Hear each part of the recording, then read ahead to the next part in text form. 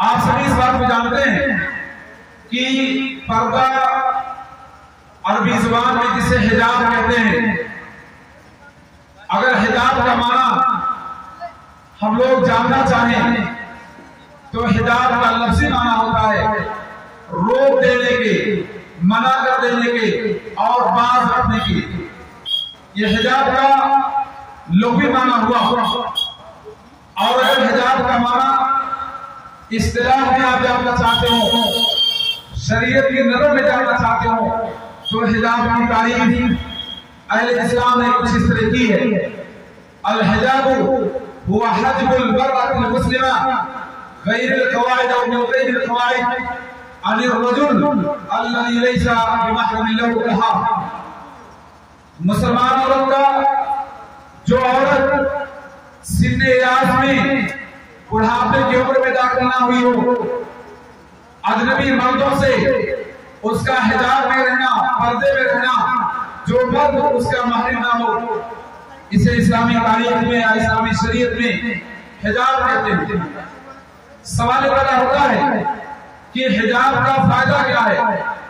اور حجاب کا انسانی سوسائٹی پر اثر کیا پڑتا ہے، اور اگر بے حجابی، بے پردگی عام ہو جائے تو پھر خاندانی نظام کس طرح برآمد ہوتا ہے، سماج میں برائیاں پیدا ہوتی ہیں، سوسائٹی میں بدبختی عام ہوتی ہے، اور بسا اوقات ہم انسانی سماج میں قتل کی نوبت آ جاتی ہے۔ انشاءاللہ ان ساری باتوں کو میں آپ کے سامنے بیان کروں گا۔ آئیے میں آغاز کرتا ہوں حجاب کی فضیلت سے کہ حجاب کی اہمیت اور فضیلت کیا ہے۔ اگر میں اختصار کے ساتھ آپ کے سامنے بات پیش کروں تو میں کہہ سکتا ہوں بڑے اعتبار کے ساتھ کہ حجاب یا پردہ فضیلت ہے، حجاب یا پردہ شرافت ہے، حجاب اللہ رب العالمین کو محبوب ہے، حجاب اللہ رب العالمین کی بندگی ہے، حجاب ایک عورت کی عفت اور پاک دامنی کو محفوظ رکھنے کا ذریعہ ہے۔ حجاب کے ذریعے ہمارے معاشرے میں پنپنے والی، سانس لینے والی بچی یا عورتیں اپنی کرامت کو محفوظ کر لیتی ہیں۔ لیکن اس کے برعکس اگر بے حجابی کا معاملہ ہو تو بے حجابی کے بارے میں کہہ سکتا ہوں کہ بے حجابی یا بے پردگی شیطانوں کو دعوت دینے کا ذریعہ ہے۔ بے پردگی کے ذریعے ایک عورت اپنی عفت اور اپنے آبرو کو محفوظ نہیں کر سکتی۔ بے حجابی اور بے پردگی کے ذریعے اس سے عورت کی وقار کمزور ہو جاتی ہے، اور بے حجابی کے ذریعے بسا اوقات برائیاں جنم لیتی ہیں، اور بے حجابی کے ذریعے بسا اوقات فحشائی عام ہوتی ہے، اور عورتوں کی عزت سے کھلواڑ کرنے کی کوشش کی جاتی ہے۔ بے حجابی کے ذریعے بسا اوقات ہمارے معاشرے میں ایسی خبریں سننے کو ملتی ہیں کہ فلاں لڑکی فلاں کے ساتھ بھاگ گئی، فلاں عورت کا فلاں انسان سے تعلق ہو گیا، فلاں کے پاس اتنے بچے تھے، لیکن بے پردگی کے مداخلے میں اجنبی مردوں کے ساتھ زندگی گزارنے کے نتیجے میں وہ عورت اپنے بچوں کو، اپنے شوہر کو، اپنے گھر کو، ان تمام چیزوں کو چھوڑ کر وہ کسی اجنبی انسان کے ساتھ واقع کر لیتی ہے۔ ذرا سوچو معاشرے کے لوگوں، ایک ماں اپنے بچوں کو کس طرح داغے مفارقت دے جاتی ہے اور کیوں کر کسی اجنبی انسان کے ساتھ راہ فرار اختیار کر جاتی ہے۔ اور پھر آپ کو میں بتا دوں، بے حجابی کے نتیجے میں ہمارے معاشرے میں لڑائی جھگڑے واقع ہوتے ہیں، بسا اوقات قتل کی نوبت آ جاتی ہے، بسا اوقات ہندو اور مسلم فساد برپا ہوتے ہیں، بسا اوقات بعض گاؤں میں PSC تعینات کی جاتی ہے۔ یہ تمام کی تمام چیزیں اگر اس کے پیچھے اسباب کو دیکھا جائے تو اس کے پیچھے جہاں بہت سارے اسباب ہیں، وہیں پر ایک بڑا سبب یہ ہے کہ بے حجابی کو عام کرنے کے نتیجے میں برائیاں پیدا ہوئی، جن برائیوں نے فتنہ کو عام کیا، قتل غارت کی نوبت آ گئی۔ اگر حجاب کی بات کی جائے تو حجاب کے بارے میں ہمارے معاشرے میں ایک بدظنی ہے۔ ہمارے معاشرے میں حجاب کا جو مفہوم ہمارے ذہنوں میں پیدا ہونا چاہیے، یا حجاب کا جو تصور ہے، اس تصور کو ہم لوگ صحیح طور پہ نہیں سمجھ پاتے ہیں، جس کے نتیجے میں حجاب کے تعلق سے شک و شبہات ہونے لگتے ہیں۔ سوال پیدا ہوتا ہے کہ اگر اسلام عورتوں کو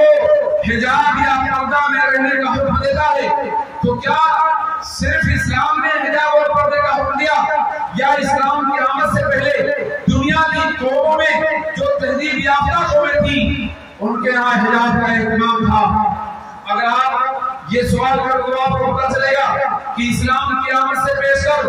دنیا کی تہذیب یافتہ قوموں میں پردے کا اہتمام تھا۔ اور یورپ کی تاریخ کے بارے میں آپ کو بتا دوں، جیسا کہ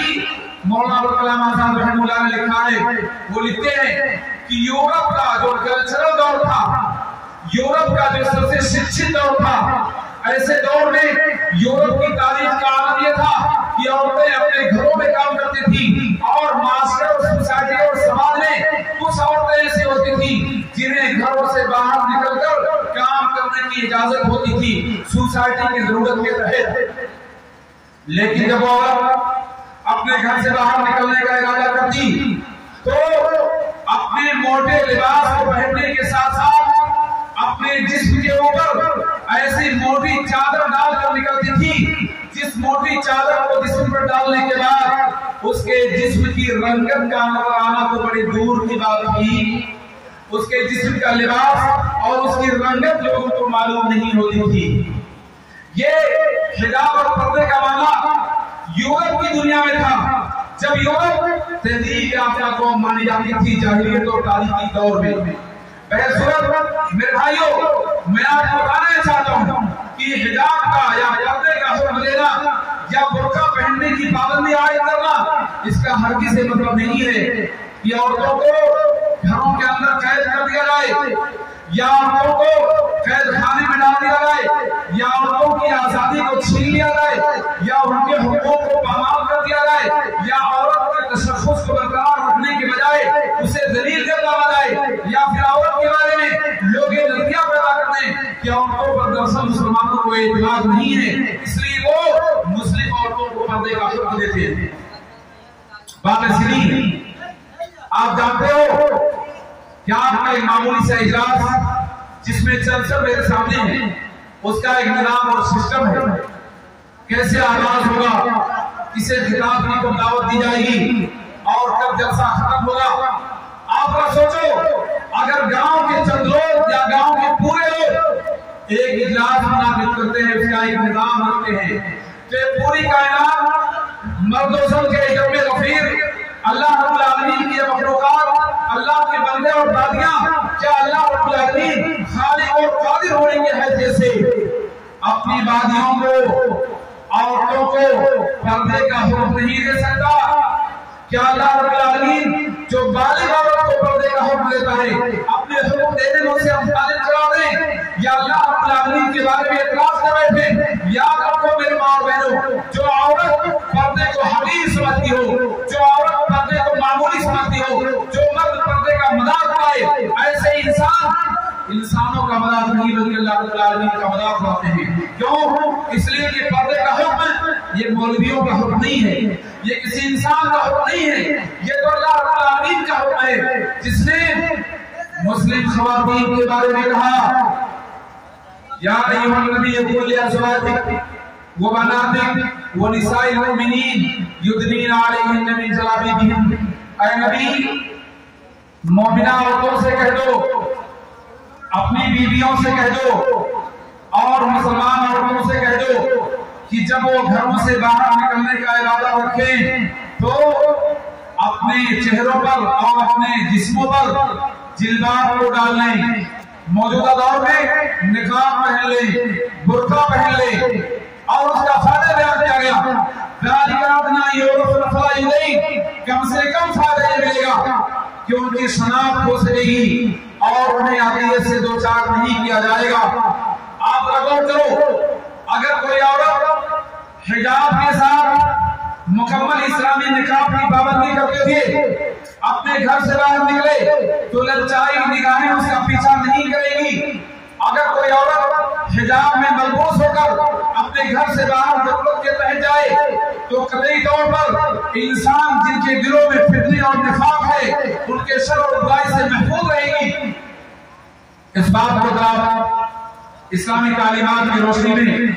سننے کی کوشش کیجیے اور میری باتوں پہ آپ غور آج بہت سارے لوگ اس بات کو پردے کی جب بات کی جائے تو یہ سمجھتے ہیں کہ اسلام نے عورتوں کو گھروں سے نکلنے پر پابندی عائد کر دی، گھر کے اندر اسے قید کر دیا۔ میں آپ سے صاف طور پر بتانا چاہتا ہوں کہ اسلام کبھی بھی عورتوں کو گھروں میں قید کرنے کی دعوت نہیں عام کرتا، بلکہ عورتوں کو گھروں سے نکلنے کی اجازت دیتے ہوئے بسا اوقات گھروں سے ان کے نکلنے کو مستحب مانتا ہے، اور کبھی کبھی عورت کے گھر سے نکل جانے کو واجب کرا دیتا ہے۔ آئیے تفصیل آپ سے بات کیجیے۔ آپ سبھی جانتے ہیں کہ اللہ کے رسول صلی اللہ علیہ وسلم کی وہ حدیث جو صحیح مسلم میں موجود ہے، جس میں اللہ کے رسول صلی اللہ علیہ وسلم نے کہا اِنَّهُ قَدْ أُذِنَ لَكُنَّ أَن تَخْرُجْنَ لِحَوَائِجِكُنَّ، تمہیں اس بات کا حکم دے دیا گیا کہ تم لوگ اپنی ضرورتوں کے تحت اپنے گھروں سے باہر نکل کر جاؤ۔ یہ خطاب مردوں کو نہیں بلکہ عورتوں کو کیا گیا، یعنی عورتوں کو گھروں سے نکل کر ضرورت کے تحت جانے کی اجازت دی گئی، اور یہ اجازت صرف عام عورتوں کو نہیں، عام حالات میں نہیں، بلکہ اگر خاص عورتوں کی آپ بات کیجئے، خاص حالت کی بات کیجئے، تو میں آپ کے سامنے بات بیان کرنا چاہوں گا کہ اسلام نے ایسے عورت کو بھی گھر سے باہر نکلنے کی اجازت دی جو اپنی عدت کے لیے سے گزرتی ہو۔ ہمارے معاشرے میں بہت سے لوگ یہ بات سمجھتے ہیں کہ جب کسی عورت کے شوہر کا انتقال ہو جائے تو اپنے گھر سے باہر وہ نہیں نکل سکتی، سورج کی روشنی اس پر نہ پڑے، کسی انسان کی نگاہ اس پر نہ پڑے، یہاں تک کہ اپنے باپ گھر کے افراد سے وہ پردہ کرنے لگتی ہے۔ جبکہ شوہر کی زندگی میں وہ اپنے رشتہ داروں کے سامنے آتی تھی، محلے اور پڑوس کے انسانوں کے سامنے ہوتی تھی، لیکن شوہر کے مر جانے کے بعد لوگ یہ تصور کرنے لگتے ہیں کہ اسے تاریخ کوٹری میں قید کر دیا جائے۔ میں آپ کے سامنے ایک حدیث پیش کرنا چاہتا ہوں، جس حدیث کو جابر بن عبداللہ رضی اللہ عنہ بیان کرتے ہیں۔ وہ کہتے ہیں طلقت خالتی، میرے خالہ کا طلاق واقع ہو گیا، اور عدت کے ایام میں ارادت ان تذهب الى نخلها، عدت کے ایام میں اپنے کھجور کے باغ میں جانے کا انہوں نے ارادہ کیا، اور کھجور کے باغ میں جانے کا ارادہ اس لیے تھا تاکہ کھجور کے پھل کو توڑ سکیں۔ شاید ان کے گھر میں کھجور کے پھل کو توڑنے والا ان کے علاوہ کوئی انسان نہیں تھا، جس کی خاطر اپنے باغ میں کام کرنے کے لیے اپنی عدت کے ایام میں نکلنے کا ارادہ جب انہوں نے کیا، بعض مردوں نے روکا، وہ اللہ کے رسول صلی اللہ علیہ وسلم کے پاس آئیں اور انہوں نے عرض کیا اے اللہ کے رسول صلی اللہ علیہ وسلم، میں نے اپنے باغ میں کھجور توڑنے کے ارادے سے نکلنا چاہا، مجھے فلاں نے منع کر دیا، آپ کی کیا رائے ہے؟ تو اللہ کے رسول صلی اللہ علیہ وسلم نے کہا بلا فجدی نخلکے آسان تصدقی اور تصنعی معروفہ، یقینی طور پر تم جاؤ اپنے کھجور کے باغ میں کھجور توڑو، وہاں کام کرو، شاید تم صدقہ کر سکو یا پھر کوئی نیکی کا کام انجام دے سکو۔ میرے بھائیوں، بتائے چلا کہ اسلام نے عورتوں کو گھر سے نکلنے کی اجازت دی، اور آپ جانتے ہیں کہ نبی صلی اللہ علیہ وسلم کے زمانے میں عورتیں اپنے گھروں سے باہر نکل کر جایا کرتی تھی، کہاں جاتی تھی؟ نماز کی ادائیگی کے لیے مسجد میں ان کے لیے جگہیں مخصوص ہوا کرتی تھی، جمعہ کی ادائیگی کے لیے مسجد میں ان کے لیے جگہیں مخصوص ہوا کرتی تھی، اور اگر عام دنوں میں نماز کی ادائیگی کا مسئلہ یا جمعہ کی نماز کی ادائیگی کا مسئلہ آپ چھوڑ دیں تو آپ کام کھول کے سنیے، عیدین کی نماز کی ادائیگی کے لیے اسلام نے خاص طور پر عورتوں کو حکم دیا کہ لازمی طور پر، بنیادی طور پر تمام عورتیں اپنے گھروں سے باہر نکل کر عیدگاہ جائیں، عیدین کی نماز ادا کریں، اور اپنی سخت تنبیہ کی گئی، جیسا کہ صحیح بخاری اور صحیح مسلم کی حدیث میں ہے۔ ام عطیہ نے سوال کیا اے اللہ کے رسول صلی اللہ علیہ وسلم، احدانا لا تجد عندها جلبابا او لباسا، تو اللہ کے رسول صلی اللہ علیہ وسلم نے جواب دیا لِتُلْبِسَهَا أُخْتُهَا فِي جِلْبَابِهَا۔ اس حدیث کا معنی ہوا کہ اللہ کے رسول صلی اللہ علیہ وسلم، ہم میں سے بعض عورتیں ایسی ہیں جن کے پاس چادر اور کپڑے نہیں جس کو اوڑھ کر عیدگاہ جائیں، تو اللہ کے رسول صلی اللہ علیہ وسلم نے کہا چاہے اس کی بہن کو چاہیے کہ اپنے لباس اور اپنے چادر میں ایسی عورت کو اڑا لے جس کے پاس چادر نہ ہو، یعنی عیدین کی نماز کی ادائیگی عورتوں کو عیدگاہ جانے کا حکم دیا گیا. یہاں پر حکم تاکید کی گئی جیسا کہ ام حمیس صاحبیہ اور ام عطیہ ہی کے حدیث میں جو صحیح بخاری اور صحیح مسلم میں موجود ہے. وہ کہتی ہیں کنا نؤمر ان نخرج ذوات الخدور اما الحیہ فیعتزلن المصلی ویشہدن جماعت المسلمین. ہمیں اس بات کا حکم ہوتا تھا کہ ہم عیدگاہ جانے کے لیے پردہ نشین خواتین کو گھروں سے باہر لے جائیں. یہاں تک کہ حاضہ اور نفاس والی عورتوں کو جو ناماتی کے ایام سے ہیں انہیں بھی عیدگاہ لے آئیں. رہا مالا ان عورتوں کا جو پاکی کے ایام سے ہیں تو وہ عید کی نماز کو ادا کرے گی، لیکن جو ناپاکی کے ایام سے گزر رہی ہیں ان کے بارے میں اللہ کے رسول صلی اللہ علیہ وسلم نے بیان کیا وہ عید کے خطبے کو سنیں گی، مسلمانوں کی دعا میں شامل رہیں گی، تکبیر کے کلمات کو بلند کریں گی، مسلمانوں کی جماعت میں شرکت کر کے مسلمانوں کی تکثیر ثواب کا سبب بنیں گی. آپ غور کرو، اسلام تو عورتوں کا گھروں سے باہر نکلنا واجب قرار دیتا ہے، لیکن ہم نے پیمانے کو تبدیل کر لیا، میزان میں انقلاب برپا کر دیا. عورتوں کو جہاں جانے کی اجازت تھی ہم نے عورتوں کو وہاں سے روک دیا، اور جہاں عورتوں کا جانا اسلام میں حرام ٹھہرایا گیا تھا وہاں ہم نے عورتوں کو جانے کی اجازت دی تھی. آج ہم میں سے کون نہیں جانتا کہ ہمارے معاشرے کی عورتیں اور خواتین مزاروں پر جاتے ہیں، قبروں کی زیارت کے لیے جاتے ہیں، وہاں نظر نیاز کے لیے حاضر ہوتی ہیں، وہاں چڑھاوے کے لیے پیش رہتی ہیں، قبروں پر عرس لگتا ہے، عورتوں کی بڑی تعداد وہاں حاضر ہوتی ہے صاحب قبر سے منت اور تمازت کے لیے، وہاں پر گواہ کے لیے، وہاں مرادیں ماننے کے لیے، وہاں بہت ساری چیزوں کو چڑھانے کے لیے عورتیں جھوم جاتی ہیں. جبکہ عورتوں کے سلسلے میں نبی صلی اللہ علیہ وسلم کا صاف حکم تھا لعن اللہ زائرات القبور، اللہ کی لعنت ہو ایسی عورتوں پر جو قبروں پہ زیارت کرنے والیاں ہوں. آپ غور کیجئے نبی صلی اللہ علیہ وسلم نے اپنی موت سے چند ایام پیش کر جب ام سلمہ نے آپ کے سامنے حبشہ کے مناظر اور حالات کو بیان کیا کہ اللہ کے رسول صلی اللہ علیہ وسلم جب ہجرت حبشہ میں تھی تو ہم نے حبشہ میں دیکھا تھا بہت ساری قبروں کو لوگوں نے پختہ بنا رکھا تھا، بہت سارے نیک انسانوں کی اولاد اور تصاویر کو عبادت گاہوں میں کندہ کر رکھا تھا. نبی صلی اللہ علیہ وسلم نے اس بات کو سنا تو آپ نے کیا بیان کیا؟ ذرا میرے ماں اور بہنوں میری بات کو سنو. ہمارے نبی صلی اللہ علیہ وسلم نے بیان کیا تھا اولئک اذا مات فیہم الرجل الصالح بنوا علی قبرہ مسجدا. وہ ایسے قوم تھی جب ان میں کوئی نیک انسان مر جاتا تو اس کی قبر کو مسجد بنا لیا کرتے تھے. انی انہاکم عن ذلک، میں تمہیں اس بات سے منع کرتا ہوں. دوسری بات آپ نے پیش کیا اولئک شرار الخلق عند اللہ، اللہ کے نزدیک انتہائی بری مخلوق وہ لوگ ہیں. اور یہ اللہ کے رسول صلی اللہ علیہ وسلم نے بیان کیا سب سے برے انسان چاہے وہ مرد ہو یا عورتیں ہوں وہ انسان ہوں گے جو لوگ قبروں کو مسجد بنانے کی کوشش کرتے ہوں اور جو لوگ قیامت کے واقع ہونے کو نہ زندہ رہیں گے. میرے بھائیوں آپ غور کیجئے آج کے موجودہ دور میں عورتیں جنازے میں شامل نہیں ہو سکتی، قبر کی زیارت کرنے نہیں جاتی، لیکن ایسے قبریں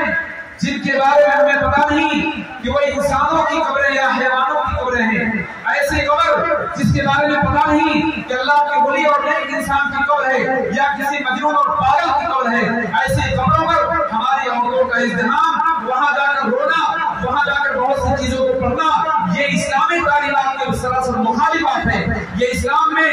جائز عمل نہیں. بلکہ میں آپ کو بتاؤں نبی صلی اللہ علیہ وسلم نے تو صاف طور پر ایسے عورتوں پر لعنت بھیجا ہے جو عورتیں قبروں پر جانے کا عزم رکھتی ہوں. اور میں آپ کو بتاؤں میری بات کو غور سے آپ سنیے. ہمارے برادران کیا کہتے ہیں ہماری عورتیں مزاروں میں اس لیے جاتی ہیں تاکہ ہماری وحدت کا ثبوت ملے، ہماری اجتماعیت کا پتہ چلے، ہماری تعداد کا صحیح اندازہ ہو. تعداد کا صحیح اندازہ کرنے کے لیے عیدگاہ جانے کی بات کی جاتی ہے تو یہی جاہل انسان کہتا ہے کہ عیدگاہ میں جانا فتنے کا باعث ہے، لہذا عورتوں کو عیدگاہ نہیں لے جاتے. یاد رکھو اللہ کی عبادت کے لیے عیدگاہ جانا، مسجد آنا، جمعہ کی نماز میں لے آنا، جہاں اللہ رب العالمین کا تقرب حاصل ہوگا، جہاں انسان کے دل میں شیطان کا وسوسہ کمزور پڑ جائے گا، وہاں ہم نے فتنے کا نام دیا۔ اور جہاں یقینی طور پر شیطان کی چالیں پوری تیز ہوتی ہیں، جہاں جانے سے اسلام میں منع کیا گیا، جہاں جانا لعنت کا مستحق قرار دیا گیا، وہاں ہم نے عورتوں کو بھیج دیا۔ نتیجہ یہ نکلا کہ ہمارے گھروں میں شرک عام ہوا، بچوں کی تربیت جس توحید پر ہونی چاہیے تھی اس توحید پر نہیں، بچوں کے دلوں میں اللہ کا خوف پیدا ہونا چاہیے تھا، اللہ کا خوف نہیں بلکہ صاحب قبر کا خوف ہمارے گھروں کی عورتوں کے دلوں میں پیدا ہو گیا۔ میرے بھائیوں، میں آپ سے سوال کرنا چاہتا ہوں، میری بات کو آپ غور سے سنیے۔ اللہ کے رسول صلی اللہ علیہ وسلم نے اس بات کو بیان کیا کہ انسانیت کی ہدایت کے لیے لگ بھگ 1,24,000 انبیاء کرام کی تعداد بھیجی گئی۔ آپ غور کرو، اگر قبروں پر بھیڑ لگانا، ازدحام کرنا، میلہ لگانا جائز ہوتا تو اس کے سب سے زیادہ مستحق ہمارے نبی جناب محمد رسول اللہ صلی اللہ علیہ وسلم ہوتے، اور انبیاء کرام کی جماعت اس کا زیادہ حق رکھتی۔ اور اگر 1,24,000 انبیاء کرام کی قبروں پر سالانہ عرس ہوتا تو میں آپ سے سوال کرنا چاہتا ہوں، سال میں 365 دن ہوتے ہیں، 365 کو آپ 1,24,000 سے تقسیم کیجئے، پتہ یہ چلے گا کہ ہمارے روزمرہ کی زندگی میں سینکڑوں جلوس، سینکڑوں عرس اور سینکڑوں قبروں پر حاضری ہماری زندگی اتنی دشوار ہو جاتی ہے۔ میرے بھائیوں، ہمیں اس بات کو سوچنا چاہیے۔ لہذا جب نبی کی قبر پر عورتیں جا کر نظر و نیاز نہیں کرتی، دست ثواب فراز نہیں کرتی، دعا اور فاتحہ نہیں ہوتا، تو پھر ہمارے ملک کی قبروں پر عورتوں کا جانا کیا معنی رکھتا ہے؟ میرے بھائیوں، میں بات آپ کے سامنے پیش کرنا چاہتا تھا کہ اسلام نے عورتوں کو گھروں سے باہر نکلنے کی اجازت دی۔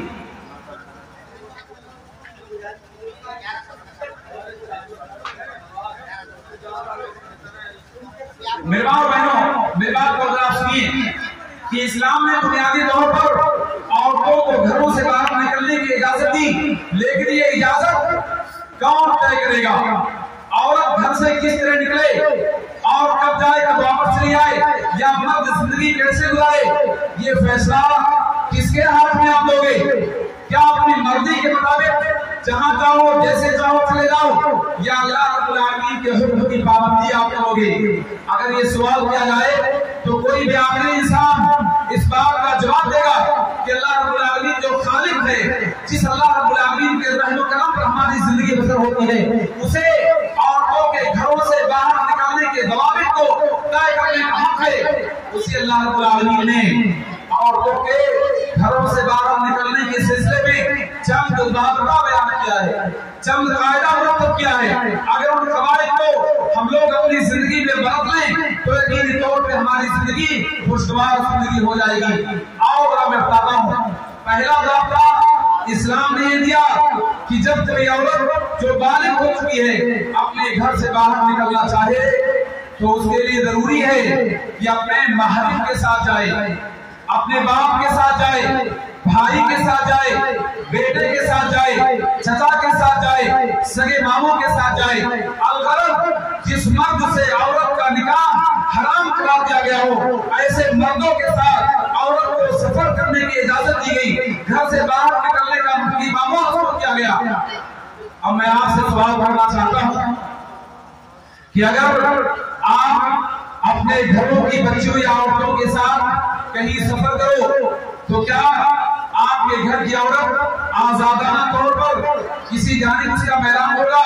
یا کوئی انسان اس سے چھیڑخانی کی کوشش کرے گا؟ جواب ہوگا ہرگز نہیں۔ اور جو لوگ اس بات کا انکار کرتے ہیں، میں ان سے سوال کرنا چاہتا ہوں، ہمارے اس ملک کی راجدھانی دلی میں چند سال پیشتر تنہا سفر کرنے والے خاتون جس کی گود میں معصوم بچہ تھا، جب بس پہ سوار ہوئی، کنڈکٹر اور ڈرائیور کی سرکشی نے اس عورت کی عزت کو نیلام کرنے کی کوشش کی۔ نتیجہ یہ نکلا کہ عورت کی عزت تو گئی، لیکن معصوم بچہ جو عورت کی گود میں تھا، جب اس عورت نے اس بچے کو اپنے گود میں رکھنے کی کوشش کی، ظالموں نے بچے کو ہاتھ میں لیا، اسے پٹک دیا मासूम बच्चा भी मरा, औरत की इज्जत भी गई। लेकिन अगर वही खातून अपने भाई या बाप के साथ सवार हुई होती तो मैं आपसे पूछना चाहता हूँ, क्या ड्राइवर और कंडक्टर की जुर्रत होगी कि उसे छेड़खानी की जाए? मेरे भाइयों, ये सिर्फ एक वाकया है, वरना अगर क्लास की जाए तो न जाने इस तरह की कितने वाकयात आपको मिलेंगे। मैं बताना चाह रहा था कि इस्लाम ने इसीलिए इस बात का ऐलान कर दिया, ला तुसाफिर अल-मरअतु इल्ला मा दी महरम लहा, औरत अपने महरम के अलावा सफर करने की कोशिश न करे। और दूसरी बात, औरत के घर से बाहर निकलने की इस्लाम ने जो इजाजत दी, दूसरी इजाजत मशरूत इस बात से है कि औरत का अपने घर से बाहर निकलना जहां महरम के साथ हो वहीं पर इस बात की भी पाबंदी की गई, औरत की अपनी जरूरत के मुताबिक हो, यानी औरत बिला जरूरत अपने घर से बाहर निकलने की कोशिश न करे। यानी औरत का वो काम जिसे उसके घर के अफराद अंजाम दे सकते हो, घरों के अफराद के लिए उन कामों को अंजाम दिलाने की कोशिश करो। यानी शॉपिंग सेंटरों में आपका बगैर किसी कानून के रोजमर्रा जिंदगी में जाना, गुजरगाहों से गुजरना, या फिर मामूली चीजों को खरीदने के लिए आपका रोज बाजारों में जाना, यह आपकी तहजीब की अलामत नहीं है, यह आपकी शराफत की दलील नहीं। क्योंकि जो औरतें कसरत से बाजारों में जाती हैं, ऐसी औरतों को जानना चाहिए कि इस्लाम ने उनका बाजारों में जाना हराम तो नहीं करा दिया, लेकिन फजीलत उसकी नहीं बयान की गई और उस पर सवाब का वादा नहीं किया गया। महरम के साथ अगर जाती हैं तो कम से कम सूरत हाल ये पेश आती है कि अजनबी मर्दों से उसका गुजर होता है, दुकानदारों से गुफ्तगू करने के लिए मजबूर होना पड़ता है, और बहुत सारे बेहया दुकानदार ऐसी औरतों के साथ क्या बर्ताव करते हैं। एक वाकया मैं आपके साथ बयान करूंगा, अगर वक्त इजाजत देगा तो आगे बात आपसे करूंगा और मैं इंशाअल्लाह उसी पर अपनी बात मदद करूंगा। हमारे इलाके में एक वाकया पेश आया कि एक औरत अपने किसी कागज को दुरुस्त कराने के लिए दुकान पे गई, दुकानदार को औरत का नंबर मिल गया, फोन पे बात करते करते माशरे की दास्तान खत्म की गई और वो शादीशुदा लड़का उस औरत को झांसे में लेकर, जिसके बच्चे भी थे, उससे शादी कर लेता है। लेकिन सवाल ये पैदा होता है, कितने दिनों तक ये मामला छुपेगा या ये मामला पोशीदा रहेगा?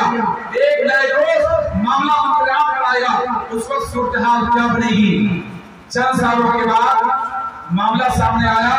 कि वो लड़का जिसने इस औरत से शादी रचाने की कोशिश की, शादीशुदा है, उसके पास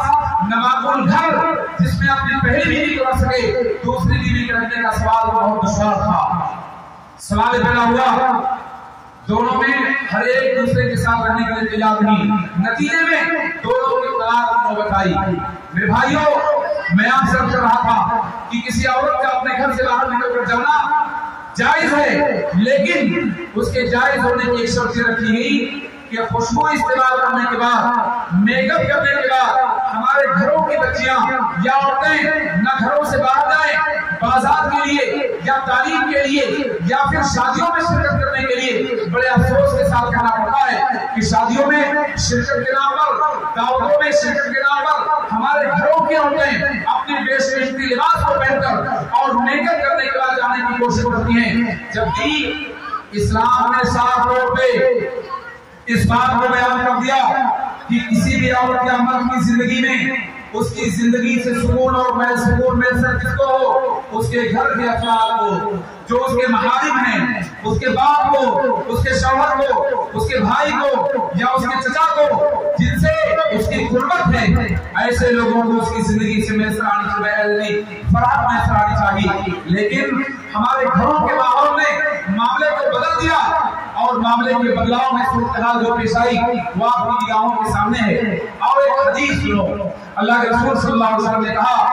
अय्युमा इमरातिन इस्ताफरत बिरिजालिया जुरिहा हाफिज जानिया, जो औरत भी खुशबू इस्तेमाल करने के बाद अपने घर से बाहर निकलने का इरादा रखती हो, अजनबी मर्दों से उसका गुजर हो, ऐसी औरत को या जिना की दावत देने वाली है। जरा गौर करो मेरे माँ बहनों, अगर खुशबू से मुअत्तर होने के बाद किसी खातून का मस्जिद में इबादत के लिए जाना मना कर दिया गया, तो फिर बाजारों में जाने का क्या हुक्म होना चाहिए? शादियों में शिरकत का क्या हुक्म होना चाहिए, तालीम गाहों में तालीम के हुसूल के लिए क्या उसका आलम होना चाहिए। अल्लाह के रसूल सल्लल्लाहु अलैहि वसल्लम ने कहा अय्युमा इमरातिन असाबा कफूरा फला तशहदा लिशादातिहा, जो औरत भी खुशबू इस्तेमाल कर चुकी हो तो खुशबू इस्तेमाल करने के बाद हमारे साथ मस्जिद में इशा की नमाज पढ़ने ना आए। तीसरे हदीस में यहाँ पर सख्त ताकीद की गई कि जो औरत खुशबू इस्तेमाल कर चुकी हो, अल्लाह रब्बुल आलमीन ऐसे औरत का मस्जिद में आना, उसकी नमाज कबूल करने से अल्लाह ताला मुनकार करता है। यहाँ तक कि औरत अपने घर वापस जाए और घर वापस जाने के बाद गुस्ल करके अपने जिस्म की खुशबू को जायल कर ले, फिर वो अल्लाह के घर में नमाज के लिए आए। अब आप गौर करो कि इस्लाम ने औरतों को घरों से बाहर निकलने की इजाजत दी, लेकिन इजाजत के लिए कुछ शर्तें मुतय्यन की गई। इसमें औरतों का और मर्दों का सबका फायदा है। औरतों को घरों से बाहर निकलने की इजाजत के सिलसिले में इस बात को भी बयान किया गया कि अगर वो शादीशुदा है तो अपने शौहर की इजाजत के बगैर घर से बाहर निकलने की कोशिश न करे, और अगर शादीशुदा नहीं है तो अपने बाप या गार्जियन की इजाजत के बगैर घर से बाहर ना जाए। और याद रखो, निर्माओं जो उम्रदराज हो, आप इस बात का फैसला करो, अगर अपने बच्चियों की बेहतरीन तरबियत चाहती हो कि अगर बच्चियों को घर से बाहर निकलने की नौबत आ जाए तो आप लाजमी तौर पे उन बच्चियों के साथ जाओ। क्यों? उम्रदराज इंसान चाहे मर्द हो या औरत, उसे अपनी लाइफ के हवाले से इस बात का पता है कहाँ उसके लिए फितना है, कहाँ उसके लिए शर है, कहाँ बेहया किस्म के लोग उसकी इज्जत से खिलाफ कर सकते हैं, और कहाँ उसका लाना मुफीद है और कहाँ जाना गैर मुफीद है। बहसूरत या औरतों के घरों से बाहर निकलने की बात हुई। आइए जरा औरतों के सिलसिले में एक दो बात और पेश करूं मैं। आप जानते हैं कि हमारे माशरे में गांव की सूरत-ए-हाल इतनी गंदी और बुरी होती है कि गांव में हर आदमी जिसके घर चाहे आराम से दाखिल हो जाता है। गांव में पड़ोसियों के घर में जवान लड़कियों का जाना, दूसरे घरों की लड़कियों का आना, और फिर लड़कों और लड़कियों का एक दूसरे के आमने सामने होकर गुफ्तगू करना गांव का एक फैशन है, गांव का एक मिजाज है। जबकि इस मिजाज ने हमारे माशरे में ऐसी तबाही चाहिए जिस तबाही का अंदाजा इन तौर पे आपको होगा। लेकिन हम लोग अपने घरों की, अपने बच्चों और बच्चियों की हिफाजत के सिलसिले में फिक्रमंद नहीं होते। आपको मैं बताऊं, इस्लाम ने सख्ती के साथ इस बात को हराम करार दिया कि कोई अजनबी मर्द किसी अजनबी औरत के साथ खलवत में हो, तन्हाई में हो, और इस तन्हाई और खलवत की बात तो बहुत दूर की है, बल्कि बहुत दूर की है। इस्लाम ने उससे मामूली बात, जहां बुराई पैदा होने का अंदेशा हो, उस दरवाजे को इस्लाम ने बंद कर दिया। आइए मैं आपके सामने अब्दुल्लाह इब्न अम्र बिन आस के हदीस को पेश करूं, जिस हदीस में अल्लाह के रसूल सल्लल्लाहु अलैहि वसल्लम ने किस बात का हुक्म दिया। वो हदीस कोई नहीं, आपने बारहा उसको साथ किया है। जिस हदीस में अल्लाह के रसूल सल्लल्लाहु अलैहि वसल्लम ने कहा था, अपने बच्चों को नमाज का हुक्म दो, जब वो 7 साल के हो जाए, 10 साल के अगर हो जाए, नमाज ना पढ़े तो उनकी तारीफ करो। और तारीफ करने के साथ साथ इस्लाम ने इस बात का हुक्म दिया, वो फर्रिकू बैनहुम फिल मवादे, उनके बिस्तरों को अलग कर दो। यानी अगर किसी इंसान के सगे 2 बेटे या सगी 2 बेटियां या सगा बेटा और सगी बेटी 10 साल की उम्र को हो जाए तो उन्हें एक बिस्तर पर एक चादर या लिहाफ ओढ़कर सोने पर पाबंदी आयद की गई। आप सोचो, अगर सगा बेटा और सगी बेटी 10 साल में पहुंचने के बाद एक बिस्तर और एक चादर ओढ़कर नहीं सो सकते, जबकि वहां बुराइयों का अंदेशा कम होता है, तो फिर अजनबी लड़के का अजनबी लड़की के साथ किसी कमरे और घर में सोना जहां महारिम ना हो, उसका क्या हुक्म होना चाहिए। मेरे भाइयों, आओ मैं आपको बताऊं, इस्लाम ने मर्द और ज़न के इख्तिलात और इज्तिमा को हराम करार देते हुए इस बात का बड़ा ऐलान कर दिया, वइदा सालतुहुन्ना मतान फस्अलूहुन्ना मिन वराई हिजाब। ऐ मर्दों की जमात, जब औरतों से तुम्हें किसी चीज का सवाल करना पड़ जाए कोई चीज मांगने की नौबत आ जाए, घरों में जब तुम्हारा जाना जरूरी हो जाए, तो घरों में मौजूदा औरतों से जब किसी चीज का सवाल करो, देहात के लोग आमतौर पर कुदाल का सवाल करना होगा, खुरपी का सवाल करना होगा, आपके अमूरी का सवाल करना होगा, या खाने पीने की चीजों की बात आई, तो ऐसे में इस्लाम ने दावा बयान किया कि पर्दे के आड़ से उन औरतों से तुम किसी चीज का सवाल या मुतालबा करो। जरा गौर करो, पर्दे के आड़ से सवाल करने का इस्लाम हुक्म देता है, लेकिन हमारे यहाँ सूरत हाल ये है कि गांव में किसी भी घर में अगर किसी चीज के लेने की नौबत आई तो इंसान धड़ल्ले से किसी के घर में दाखिल हो जाता है, जबकि इस्लाम ने हमें इस बात का भी हुक्म दिया कि अपनी औलाद अगर सिद्ने शऊर को पहुंच जाए, अगर अपना बच्चा या अपनी बच्ची समझने के काबिल हो जाए और सब्र में गैर सब्र में तमीज करने लग जाए, इंसानी जिस्म के आला जो छुपाने के काबिल हैं उनको परखने की सलाहियत पैदा हो जाए, तो ऐसे बच्चों और बच्चों के बारे में इस्लाम इस बात का हुक्म देता है कि 3 औलाद हमारे ऐसे हैं जो पर्दे के औलाद हैं, लिहाजा उन 3 औलाद में बच्चे तुम्हारे बगैर इजाजत के दाखिल ना हो। तुम्हारे बच्चे जब सिद्दे रुश्द में पहुंच जाएं तो घरों में दाखिल होते हुए वो इजाजत तलब करें। जरा गौर करो, घर में माँ है,